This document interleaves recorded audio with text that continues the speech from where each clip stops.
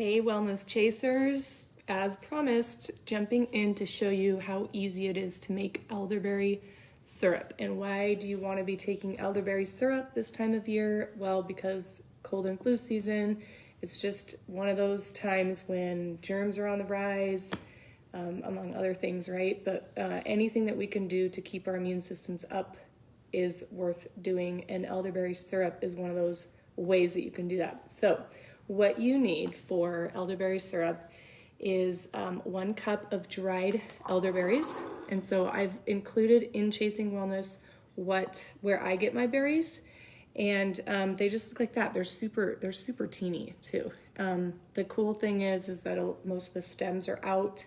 So, but really it doesn't even matter anyway, because you're gonna strain it all once they're cooked. And then you need 1 cup of berries, 4 cups of water. So I'm gonna get that. 4 cups of filtered water. I'm just getting it right now. And I like to make it in the Instant Pot. The Instant Pot is great because it's set it, forget it. But you can actually make it on the stove too. It just takes a lot more time that you need to kind of babysit it. So that's why I like the Instant Pot. So this is an Instant Pot, and do not be afraid. These things are incredible and super easy. So let me spin it around so I can show you the setting here. And I'm gonna plug that baby in. And basically you just put the berries and the water in the Instant Pot. So you're gonna put the 4 cups of water in, and then you're gonna put the 1 cup of berries in, and then you're gonna set it on manual for 12 minutes, okay? Why isn't that? Okay, well, you're gonna set it, I gotta unplug it, on manual for 12 minutes, and then once it's done, you want it to just natural release. You don't need it to like quick release, so just let the steam go out naturally. And then you'll have your elderberry syrup. Let me see if I can get this to work. Well, it's acting up, that's okay. But I made some already so that you can see what it looks like when it's done. And I will take that out.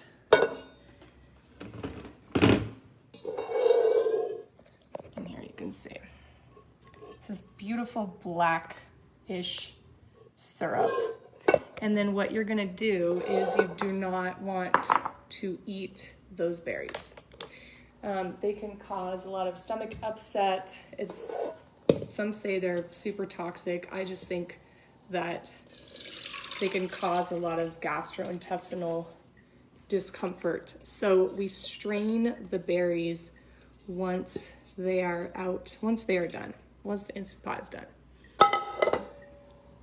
And then it looks like, here's the berries, and then you've got your elderberry syrup in here. Let me show you. Look how pretty that is, okay? But I'm going to mash the berries just to get as much juice out as I possibly can, okay? And then I'm gonna just discard these. If you compost, you can do that, but I'll just set that over here. Okay. Now we have our elderberry, like just plain elderberries. And you will notice that it kind of smells like dirty socks. Like, it's not gonna make this amazing, fragrant, beautiful scent in your house. That's why you gotta add the honey. But the good thing is that if you're using raw local honey, that also has really great supportive properties for the immune system, for seasonal allergies, all that. So raw local honey is really good. Lisa, nope, I don't use a cheesecloth. Nope, these berries, nothing gets through here. So this is just a basic strainer. I mean, it is kind of thin, but I don't need a cheesecloth. It's perfectly fine for me just with a strainer. Okay, so you want this to then not completely, but almost completely cool. And that's because we don't want to, if at all possible, heat up the honey as well, just to maintain those benefits. And then also the twist that I mentioned is that I add essential oils to it. So a couple of the essential oils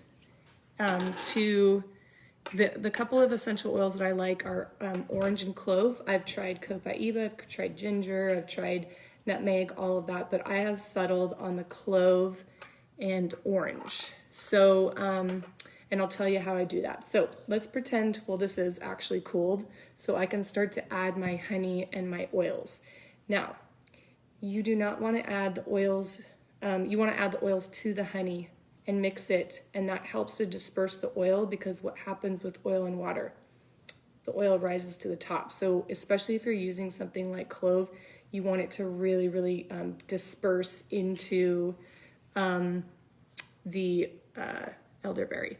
So the next thing you need is, I have settled on 3/4 cups of honey to the 1 cup of berries and 4 cups of water. You can do more, you can do less. It's really at this point a preference, but I've settled on 3/4 cups. I feel like a whole cup is too sweet. So raw local honey, if you can get it, that's always the best. And then here's what I do. This is a 1/2 cup. I've got my honey, and then I'm gonna add my essential oils right to the honey, not the syrup. So I find 2, 3, 4, 5, 6, I do about 7 orange and then about 5 clove. So 1, 2, 3, 4, 5. And then I'll just put even more honey on top.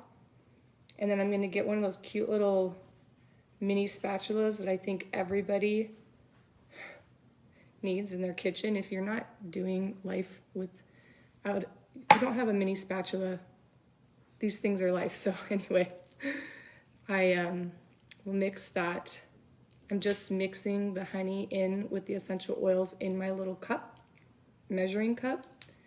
And again, this just really helps to disperse the essential oil throughout the honey. And then the honey will dissolve in the syrup, and then it just really nicely mixes. All right. Okay. Yeah, Lisa, I just think that a whole cup is too much. But then, you know what? I taught a class here at my house, and people just liked the elderberry plain without honey. And she's just going to make it that way. Fine. It's super earthy. I don't think you could ever get kids to drink that. I think that raw local honey is a really worthwhile to take. So anyway, okay, so I did a 1/2 cup, and then I just need another 1/4 cup of honey, and I did measure this out, so I'm just gonna add all of this. Okay, and that is it, you guys. That's literally how you make elderberry syrup. So you just need to stir a little bit. It takes a little bit of stirring to get the honey to dissolve, but that's it. And then I like to store in, I've got amber bottles, but a mason jar is great. And just make sure you label, because you might find that somebody likes plain elderberry and honey with no essential oils. Some people like cloves, some people like orange, so I'll make different batches, and then I'll make sure I label. Sorry, I got a phone call. Here is how to use it. The basic recipe is 1 tablespoon per day for prevention. And then you want to up that and drink a tablespoon every couple hours if you're exposed or if you're sick. Kids, 1 teaspoon per day for prevention, and then more if they're exposed or sick, all right? So that is how you make elderberry syrup. And yeah, I'm gonna take some myself, mainly because it's yummy and it's really good for me, okay? I appreciate you all. Take care.